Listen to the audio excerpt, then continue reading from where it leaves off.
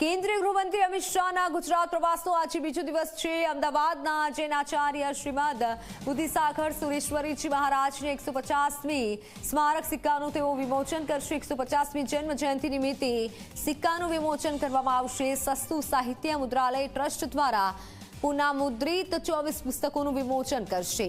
ADC બેંકની સ્થાપનાના 100 વર્ષ પૂર્ણ થવા બદલ શતાબ્દી સમારોહમાં હાજરી આપશે। Amit Shah bar council of Gujarat દ્વારા આયોજિત નવા નોંધાયેલા વકીલોના શપથ ગ્રહણ સમારોહમાં ઉપસ્થિત રહેશે। ગાંધીનગરમાં એસએજી દ્વારા નિર્માણ પામનાર પેરા ડાઈ પરફોર્મન્સ સેન્ટરના ભૂમિપૂજનમાં પણ તેઓ ઉપસ્થિત રહેશે। ડિજિટલ સેવા પોર્ટલના લોન્ચિંગ પ્રસંગે હાજરી આપશે। શાશ્વત મિથિલા ફાઉન્ડેશન દ્વારા નવનિર્મિત ભવનના લોકાર્પણ તેમજ આ સાથે કવિ કોકિલ વિદ્યાપતિની મૂર્તિના અનાવરણ પ્રસંગે હાજરી આપશે। એટલે કે આજે વિવિધ પ્રકલ્પોનું ભૂમિપૂજન થવાનું છે, લોકાર્પણ થવાનું છે। અમિત શાહ અલગ અલગ કાર્યક્રમમાં હાજરી આપશે।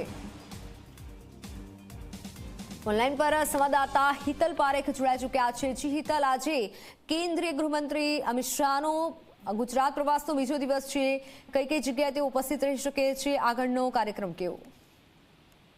જી ચોક્કસ એવું કહી શકાય કે કેન્દ્રીય ગૃહમંત્રી અમિત શાહના ગુજરાતના પ્રવાસનો બીજો દિવસ છે ને આજે પણ એમના અનેક ભરચક કાર્યક્રમોનું આયોજન કરવામાં આવ્યું છે। ખાસ કરીને જોવા જઈએ તો અમદાવાદ ગાંધીનગર વચ્ચેના તેમના આ કાર્યક્રમો છે અને એ કાર્યક્રમો અંતર્ગત સીધી રીતે જોવા જઈએ તો ક્યાંક ને ક્યાંક કેન્દ્રીય ગૃહમંત્રી સૌ પ્રથમ અમદાવાદ થી તેઓ કાર્યક્રમનો પ્રારંભ સીધી રીતે થવાનું કરવાના છે અને એ સાથે જે જૈનાચાર્ય શ્રીમદ બુદ્ધિસાગર સુરીસિંહ મહારાજની 150મી જન્મ જયંતિ નિમિત્તે સ્મારક સિક્કાનું વિમોચનનો કાર્યક્રમ અમદાવાદમાં યોજાશે।